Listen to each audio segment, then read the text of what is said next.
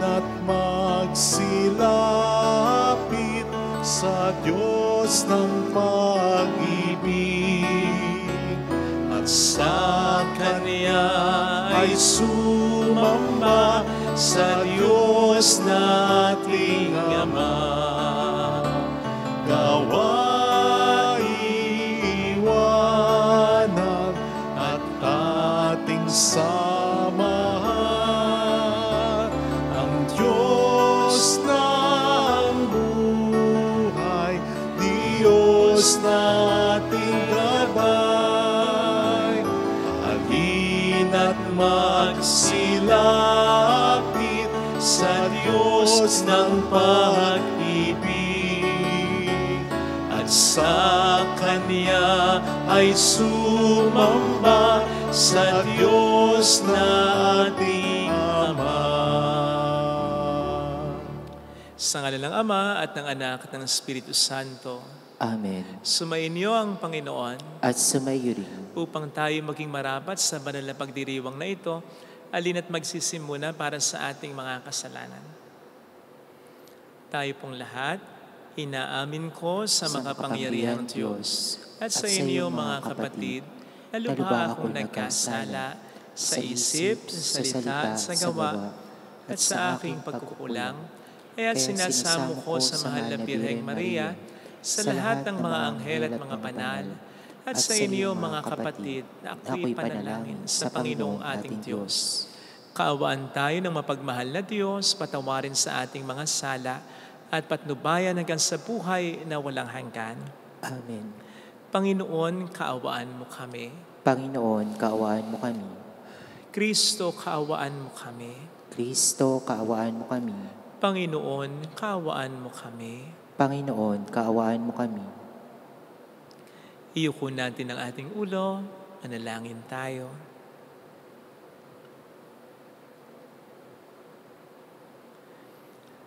Ama naming makapangyarihan, tunghen mo kaming pawang may kahinaan at upang kami may pagsanggalang, iabot mo sa amin ang iyong kanang kamay sa pamamagitan ni Jesucristo, kasama ng Espiritu Santo magpas sa walang hanggan.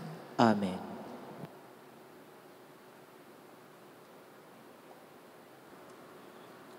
Ang salita ng Diyos mula sa aklat ni Propeta Isaias.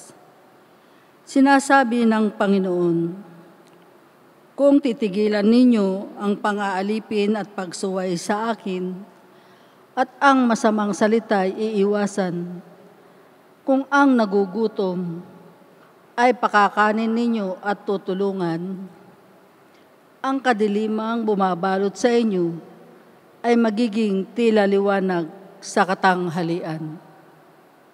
At akong Panginoon, ang siyang sa inyo'y laging papatnubay.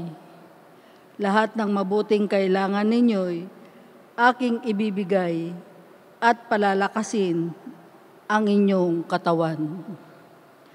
Kayo'y matutulad sa pananim na sagana sa dilig, matutulad sa batis na di nawawalan ng agos ng tubig.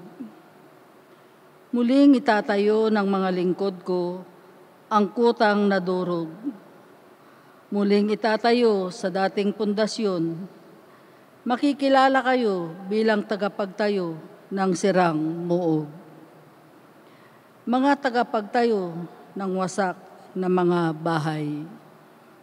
Sinabi pa ng Panginoon, inyong igagalang ang takdang araw ng pamamahinga. Huwag kayong gagawa ng inyong gawain sa araw na banal. Sa araw na ito'y mamahinga kayo't huwag maglalakbay, ni gagawa o maghuhunta ng walang kabuluhan. At kung magkagayon, ay madarama ninyo ang kagalakan sa paglilingkod sa akin. Bibigyan ko kayo ng karangalan sa harap ng buong daigdig at lalasapin ninyo ang kaligayahan sa paninirahan sa lupaing ibinigay ko sa nuno ninyong si Jacob. Mangyayari ito pagkat akong Panginoon ang nagsabi nito. Ang salita ng Diyos. Salamat sa Diyos. Ituro mo ang iyong loob ng matapat kong masunod. Ituro mo yung loob na matapat kong masunod. Sa aking dalangin ako'y iyong dinggin. Tugunin mo poon ang aking pagdaing. Ako'y mahina na't wala nang tumingin. Yamang ako'y tapat, ingatan ang buhay.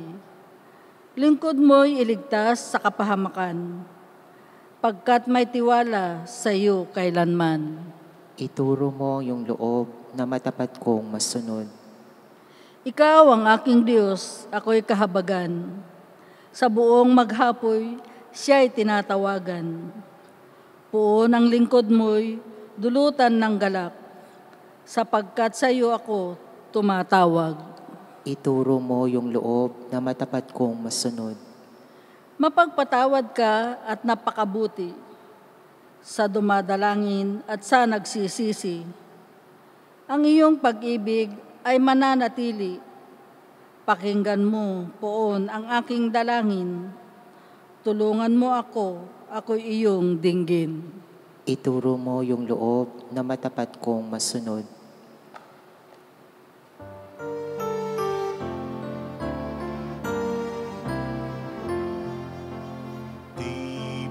Sadyang may kapwa ang sarili, dapat hainan ng pagsisilbi at mamangha, ligaya'y dadalisay, pag sa kapwa buhay mo ay naalay. Bawat galing gamitin sa laging damhin kung may naghihirap at tandaan kanyang pagmamahalan, unang-unang atas ng kabanalan. Sumayin niyo ang Panginoon. At sumaiyo rin. Ang mabuting balita po ng Panginoon ayon kay San Lucas. Papuri sa iyo, Panginoon. Noong panahong yon, nakita ni Jesus ang isang publikano na nagngangalang Levi, nakaupo sa paningilan ng buwis. Sinabi sa kanya ni Jesus, sumunod ka sa akin. Tumindig si Levi, iniwan ang lahat, at sumunod kay Jesus. Si Jesus ay hinandugan ni Levi ng isang malaking piging sa kanyang bahay. Nakasalo niya roon ang mga publikano at pang mga tao. Nagbulong-bulungan ang mga Pariseo at ang kanilang mga kasamang eskriba. Sinabi nila sa mga alagad ni Jesus, bakit kayo kumakain at umiinom nakasalo ng mga publikano at ng mga makasalanan? Sinagot sila ni Jesus, hindi nangangailangan ng manggagamot ang walang sakit, kundi ang may sakit. Naparito ako, hindi upang tawagin ang mga matuwid, kundi ang mga makasalanan upang magsisi. Mga kapatid, ang mabuting balita po ng Panginoon. Pinupuri ka namin, Panginoong Jesucristo. Welcome po sa Our Lady of Lasalet, Quasay Parish, kung saan ayos lang umiyak at samahan tayo ng mahal na ina sa pag-iyak at sa pagdarasal upang maging maayos ang lahat. Many are called, but few are chosen. Marami daw ang tinatawag, pero kaunti lang ang pinipili. Kaya naman, yung mga napipili mula sa karamihan, kung minsan nagkakaroon ng pakiramdam na ang karapat-dapat ay sila-sila lang. Ngayon, kung bahagi ka sa grupo na yan, sa grupo ng mga karapat-dapat sa iyong pakiramdam, ano sa palagay mo ang maging reaction mo kung sa inyong grupo ay biglang may masalit na maging miyembro o kasapi na hindi karapat-dapat para sa iyo? Halimbawa, miyembro ka ng isang elite varsity team, tapos biglang kumuha ng player na hindi naman tagalaga magaling. Halimbawa, mayroong award-giving body na nag-nominate sa iyo o nagbigay din ng award sa iyo kasama ng ilang mga pinili ng mga ito. And then, nag-nominate din at nag-award din ng isang hindi mo naman sa tingin mo ka-level. O kaya halimbawa, may nagsabing gwapo ka o maganda ka. And then all of a sudden, sinabihan ding gwapo at maganda yung kasama mo na tsaka para sa'yo. Anong magiging reaction mo, palagay mo? Hindi ka kaya magsabi ng ganito, lokohan na ito. Bahala kayo, hindi na totoo yung sinasabi ninyo. Wala man po sa Bible, sa palagay ko, hindi malayong parang ganito. Ang naramdaman din sa una ng mga unang disipulong tinawag ni Kristo, nang tawagin naman ni Kristo si Levi o si Mateo. Kasi wala naman sa kanila ang publikano. At kasi ang publikano ay napakapangit ng reputasyon sa mga tao. Literal na sinusuka kahit pangalan lamang nila. Sapagkat alam naman natin na ang mga publikano ay mga nagtatrabaho para sa mga Romano. At mayroon silang reputasyon na sila nagpapayaman at expense ng kanilang mga sariling mga kapwa Hudyong kababayan. At hindi malayo na si Mateo o Levi ay nakapaningil ng buwis o nakapagpayaman sa pamamagitan ng paniningil ng buwis kay Pedro, kay Juan at sa mga pamilya ng mga ito. Kaya ako sinabing hindi malayo na naging uncomfortable sila kahit papaano nang biglang ginawang miyembro ng kanilang grupo si Mateo. Pero ang maganda, kung mapapansin po ninyo, hindi sila tumalikod. Hindi sila nagurumintado, nagdabog. Hindi lang sinabi kay Kristo, bakit tinawag mo yan? Bakit ile-level mo sa amin yan? Ano ba naman? Publikano yan. Ikaw na lang? Kayo na lang, dalawa? Hindi. Tinanggap nila si Mateo. Indeed, walang ibang nakapagpabago kay Mateo o kay Levi, kundi si Kristo. Sapagkat tanging Diyos lamang ang makapagpapabago ng puso ng tao. Pero sigurado kong nakatulong ang pagtanggap sa Kanya ng mga disipulo. Lalo pat ang Panginoon din naman ay gumagalaw sa mga disipulo at sa atin na rin upang makapagbago ang isang tao. Lalo pat ang Panginoon na rin ang siyang pwedeng gumamit sa atin upang patawarin, pagtiyagaan, unawain, bigyan ng tsansa ang tao na gusto niyang baguhin. Kaya nga po ang isa sa mga challenges ng Ebanghelyo ngayon, lalo na ngayong panahon ng Kwaresma ay hindi lamang na magbago tayo, kundi maging daan din tayo ng pagbabago ng ating kapwa-tao.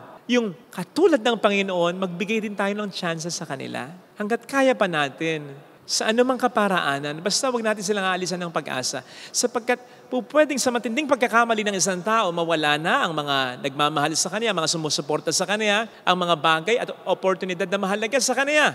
So baka pag-asa na lang na magbago pa ang natitira sa kanila, wag na po natin kukunin sa kanila sa pamamagitan ng panghuhusga sa kanila at pagsasabi sa kanila, wala ka ng pag-asa. Sapagkat habang may buhay, meron pa ring pag-asa. At yan po ay hindi natin dapat i-apply sa sarili lamang natin. Kapag may mga problema lang tayo, kailangan din natin i-apply yan sa mga tao na buhay pa. May pag-asa pa silang magbago kahit na sila ang ating pinoproblema. After all, hindi pa rin naman tayo perpekto, di ba? May mga pangit din at kapalsuhan din tayong pag-uugali. May mga magaspanding tayong attitude. In fact, yung panghuhusga natin sa isang tao, patunay yun na malayo pa tayo sa pagtulad kay Kristo sapagkat hindi ganun ang Diyos kahit nasa isang pinakamasamang tao. Kung kaya nga po, habang nagbibigay din tayo ng tsansa sa iba kahit nahihirapan tayo, hindi lamang po tayo nakatutulong sa tao para magbago, tayo rin po ay natutulungan ng pagtsatsaga natin, ng pagkapasensya natin, ng pagkapatawad natin upang tayo man ay unti-unting magbago at matulad kay Kristo. Sigurado ko po, in one way or another, na sa unti-unting pagtanggap, pakikisama ng mga disipulo kay Mateo, unti-unti din lang na-realize, pwede pa talaga siyang magbago. Laki ng improvement, Nagbabago na siyang talaga, Akalain mo, makapagbabago pang isang publikano. Sigurado ko na-realize yun ng mga disipulo. And along with this, sigurado ko na-realize din nila, makasalanan din pala kami tulad ni Mateo. Sa pagkatandaan po natin, hindi naman din perpekto mga disipulo.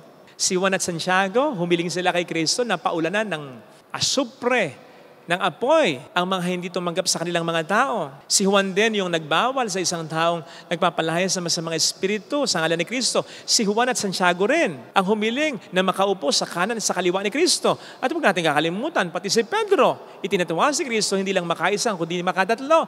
So sila rin, sigurado na-realize nila, kailangan din pala nating magbago. At yun ay na-realize nga po nila sa pamamagitan ng pagtanggap nila kay Mateo. Na pagbago na nila si Mateo sa tulong ni Kristo, na-realize pa rin nila na sila rin ay kailangan magbago at nakapagbago nga rin po sila sa tulong ni Kristo. Kaya mga kapatid, ito sana ang hilingin nating biyaya sa banal na pagdiriwang na ito. Baka isipin natin na ang nakikinabang lang kapag nagpapatawad, umiintindi, umuunawa tayo, ay yung tao lang na inuunawa, pinapatawad at pinagpapasensya natin. Hindi. We are hitting two birds with one stone. Tayo rin ay unti-unting nagbabago. Kapag pinagtsatsagaan natin, naintindihin, unawain at patawarin ang mga taong kailangang magbago.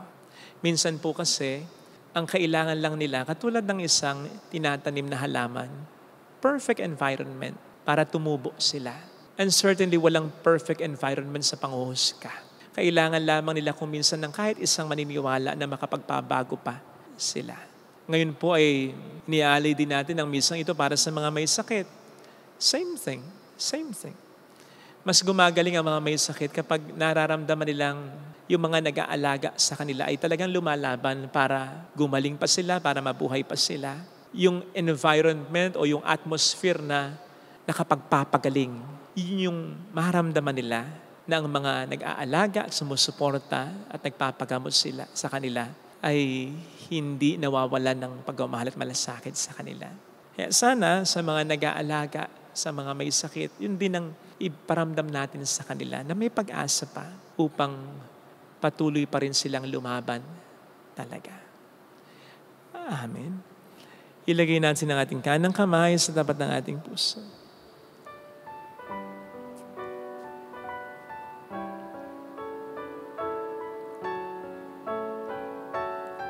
Awitin natin. Alam kong may magagawa ang Diyos.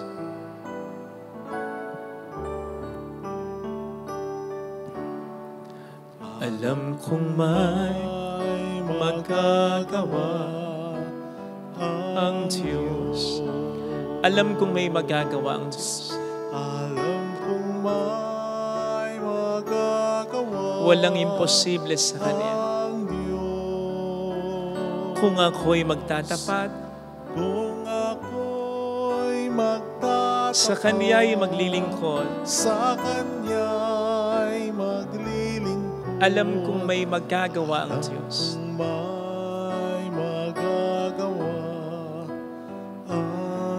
Alam kong di ringkin ng Diyos ang samo ko, sapagkat mahal niya ako. Alam kong di ringkin ng Diyos ang samo ko, sapagkat alam niya ang pinagdaraan. Kung ako'y magtatapat, sa Kanya'y maglilingkod, alam kong di ringkin ng Diyos ang samo ko. Pikit natin ang ating mga mata. Panginoon, tulungan mo ko na makapagbago. Yung mga dapat kong baguhin sa sarili ko, lalong-lalo na yung may relasyon sa pagpapatawad, pangunawa, pagpapahaba ng pasensya sa mga tao na pinagdarasal ko rin namang magbago. Tulungan mo akong maunawaan na sa pagtitiyaga ko sa tulong mo upang sila'y mabago, ako rin ay binabago. Pinalalawak mo ang pangunawa ko, pinatatatag mo ako, pinalalapit mo ako sa iyo. Mayroong magandang mangyayari sa pagbibigay ng tsansa sa mga tao ay pinagdarasal natin na magbago. Kung lalapit ka kay Jesus, sapagkat napakahalaga para sa Diyos na tayo maging daan ng pagbabago ng kapwa natin. Mayroong magandang mangyayari sa iyo. Kaugnay nito, tayo rin ay kanyang babaguhin. Kung lalapit kay Jesus,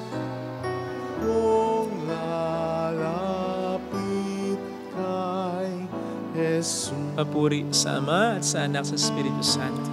Kapara na sa una-una, ngayong magpakailanman, magpasawalang hanggan. Amen. Pag-aalay.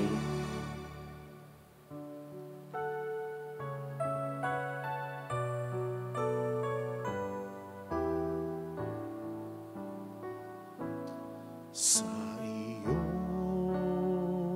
ialay ang buhay at kalakasan, sapagkat ito ang nararapat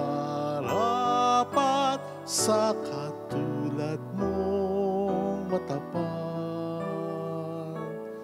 Dahil sa pag-ibig mo, ang buhay ko ay nagbago. Sa tuwina ang ninanais ko ay laging maglingkod sa iyo.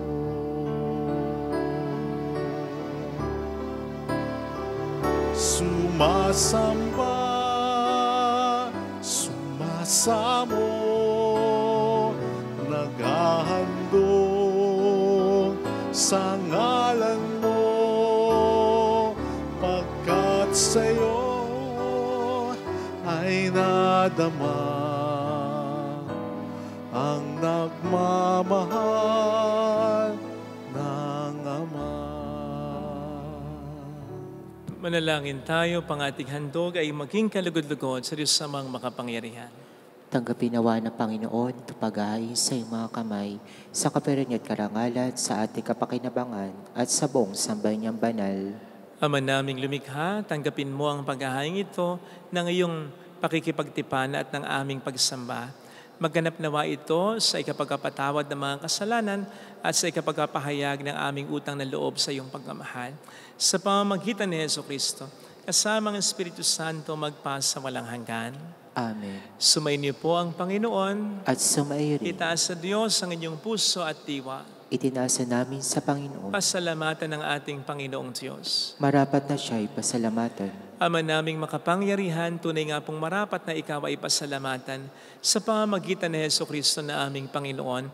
Binibigyan mo kami ng bagong pagkakataon upang ganapin ang paghahanda ngayon para sa pagdiriwang ng muling pagkabuhay.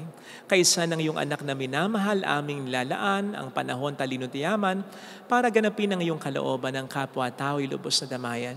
Sa pagdiriwang namin sa aming pagsilang bilang mga kaanib ng iyong sambayanan, kami iyong pinagkakamit ng katayo ang ganap sa pagtatangkilik. Kaya kaisa ng mga anghel na nagsiawit ang papuri sa iyo nang walang humpay sa kalangitan, kami nagbubunyi sa iyong kadakilaan. Santo, Santo, Santo, Panginoong Diyos ng mga hukbo, napupuno ang langit at lupa ng kadakilaan mo. Hosana sa kaitaasan, pinagpalang na parito sa ngalan ng Panginoon. Hosana sa kaitaasan. Ama naming banal, ikaw po ang bukal ng tanang kabanalan, kaya't sa pamamagitan po ng iyong Espiritu, gawin mo pong banal ang mga kaloob na ito upang para sa amin ay maging katawan at dugo ng iyong anak, naming Panginoong Hesukristo. Bago niya pinagtiis ang kusang loob na maging handog, kinawakan niya ang tinapay, pinasalamatan kaniya, pinaghati-hati niya iyon, niabot sa kaniyang mga alagad at sinabi, tanggapin ninyong lahat ito at kanin. Ito ang aking katawan na ihahandog para sa inyo.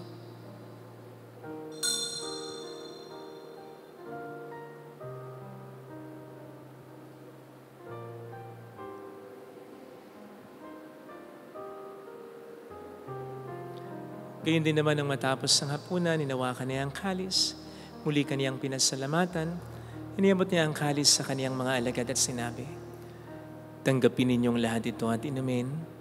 Ito ang kalis ng aking dugo ng bago't walang hanggang tipan. Ang aking dugo na ibubuhos para sa inyo at para sa lahat. Sa kapagpatawad ng mga kasalanan, gawin niyo ito sa pag-alala sa akin.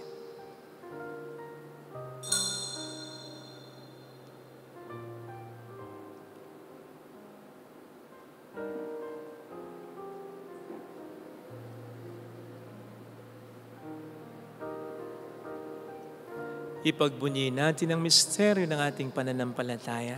Si Kristo'y namatay, si Kristo'y nabuhay, si Kristo'y babalik sa wakas ng panahon.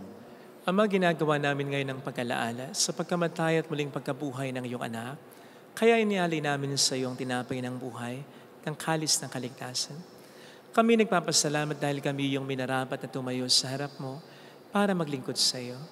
Sinasamo namin kami na magsasalo sa katawan at dugo ni Kristo ay mabuklod sa pagkakaisa sa pamamagitan ng Espiritu Santo. Ama, lingapin mo ang iyong simbahang laganap sa buong daigdig, puspusin mo kami sa pag-ibig. Ay San Francisco na aming Papa, ni Dennis na aming Obispo at ang Tanang Kaparian. Alalahanin mo po ang mga kapatid naming nahimlay na may pag-asa na sila'y muling mabubuhay, lalo na po ang aming mga ipagdarasal. Saglit tayong tumahimik habang ipinagdarasal ang ating mga minamahal na yumao na. Kaawaan mo sila at patuloyin sa iyong kaliwanagan. Kaawaan mo at paging tapatin kaming lahat na makasalo sa iyong buhay na walang wakas. Kaysa ang mahal na birhen ng Lasalet, ang ina ng Diyos. San Jose ang kabiyak ng kanyang puso, lahat ng mga banal na namuhay dito sa daigdig ng kalugod-lugod sa iyo. May pagdiwang nawa namin na pagupuri sa ikararangal mo sa pamamagitan ng iyong anak at sa aming Panginoong Hesukristo. Sa pamamagitan ni Kristo kasama niya at sa Kanya, ang lahat ng parangal, papuri ay sa iyo, Diyos amang makapangyarihan, kasama ang Espiritu Santo, magpa sa walang hanggan. Amen. Tumawag tayo sa Ama.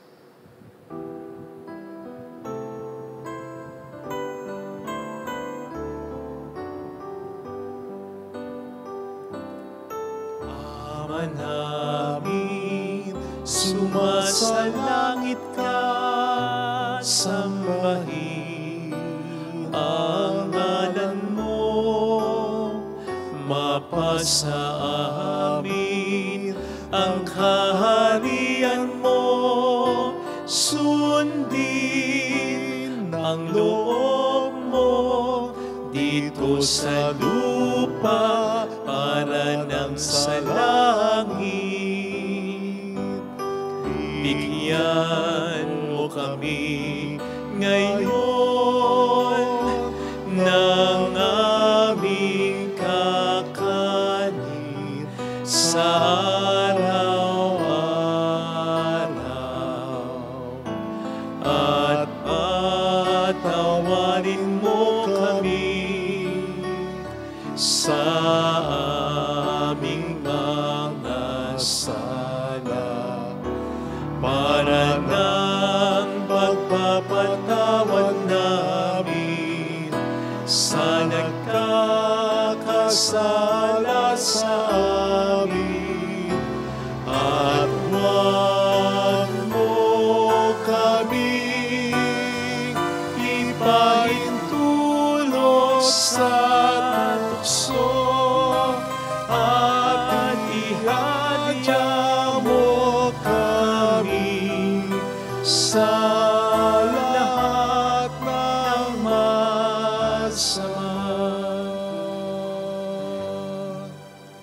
namin kami adyas sa lahat ng masama pagkalooban ng kapayapaan araw-araw. Iligtas sa kasalanan sa kapahamakan sa mga seryosong karamdaman. Samantalang aming pinaghahandaan ang dakilang araw ng pagpapahayag ng tagapagligtas namin si Hesus Kristo. Sapagkat iyong kaharian, ang kapangyarihan at ang kapurian, magpakailanman. Amen. Panginoong Hesus Kristo, sinabi mo noon, sinasabi mo rin sa amin ngayon. Kapayapaan ang iniiwan ko sa inyo, ang aking kapayapaan ang binibigay ko.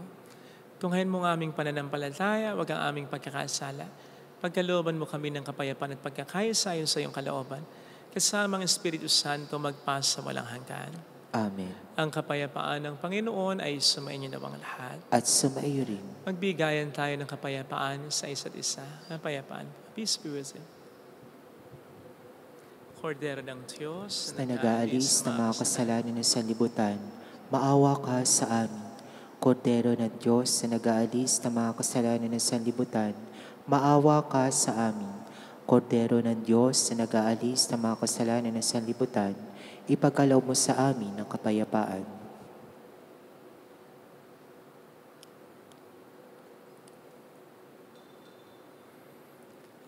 Narito sa harap natin ng Panginoon ang ating buhay at kaligtasan. Mapalad tayong inaanyayahan. Panginoon, hindi ako karapat-dapat na magpatuloy sa iyo, ngunit sa isang salita mo lamang ay gagaling na ako.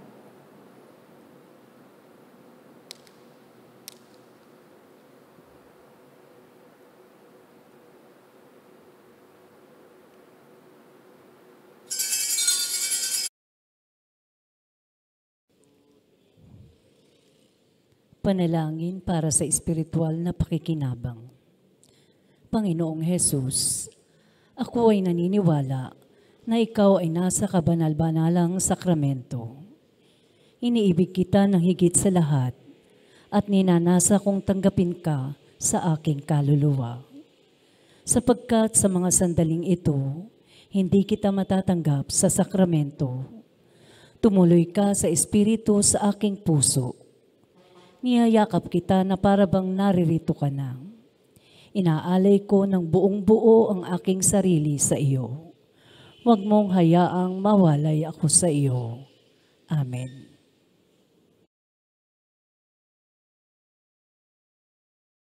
Akin noon pa man,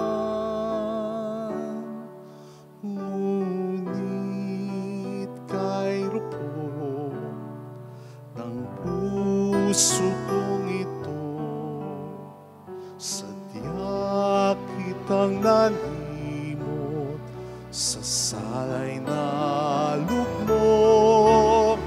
Gayon pa man katulad ko'y inibig mo pa rin, ninais mong maibalik ako sa iyong piling. Kahit tanging anak iyong ibinigay sa aking kaligtasan, buhay niya'y inalay. Dahil ikaw, Ama, ay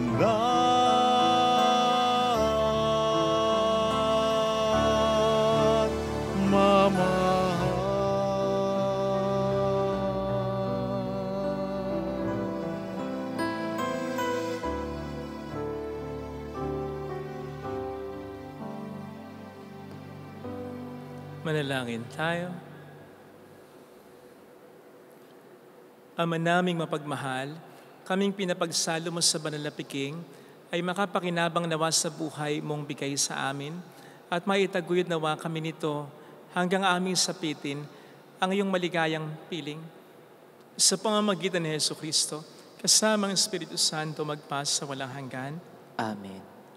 Holy God, Holy Mighty One, Holy Immortal One, Have mercy on us and on the whole world. Holy God, Holy Mighty One, Holy Immortal One, Have mercy on us and on the whole world. Holy God, Holy Mighty One, Holy Immortal One, Have mercy on us and on the whole world. Jesus, King of Mercy, We trust in you.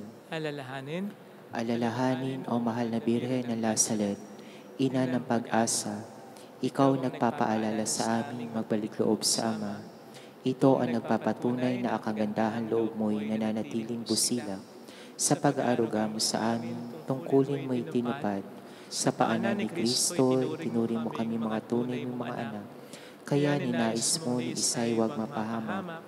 Maging sa'y walang tigil na panalangin, pati luhay pumatak. Huwag nawang mawala na saysay ang iyong paghihirap. Hiling nawa namin sa iyo, o aming inang biyag, na matapos sa pakikibaka namin sa mundong ito at sa pananatili namin tapat kay Kristo, sa kapurian mo'y makibahagi kaming ganap, upang kung nasaan ka ngayon ay maparoon din kaming lahat, at ang kaganapan ng kalwalatian ng Diyos Amay tuluyang matupad, siya nawa. mahal na Birhen ng Lazaret, tagapagkasundo ng mga makasalanan. Ipanalangin mo walang patid kami mga dumudulog sa iyo. Maraming salamat po sa inyong pakikiisa at sa mga tulong na binibigay po ninyo na nagiging dahilan para makatulong din po tayo sa iba, sa ibang mga parokya, sa ibang mga individual, sa simbahan, sa kabuuan. Maraming pong salamat. Pagbigay ko, alam ko lang din po na nag-iipon din tayo ng pang-improve ng ating patio.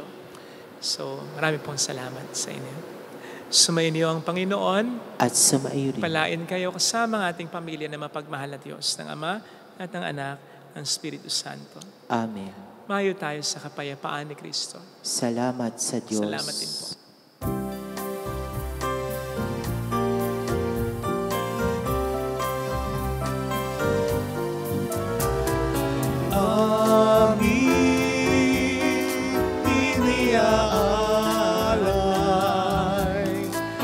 Pag-ibig na walang kapantay. Okay, sarap mabuhay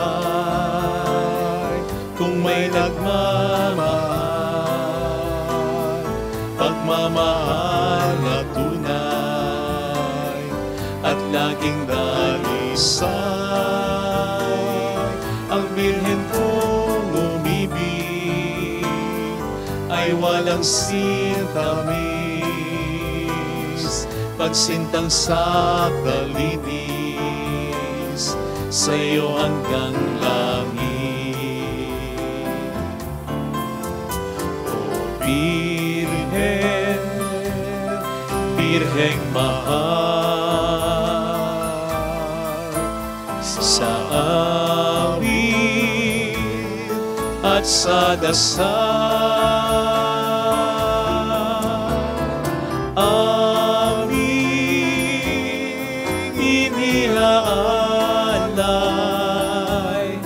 ang pag-ibig na walang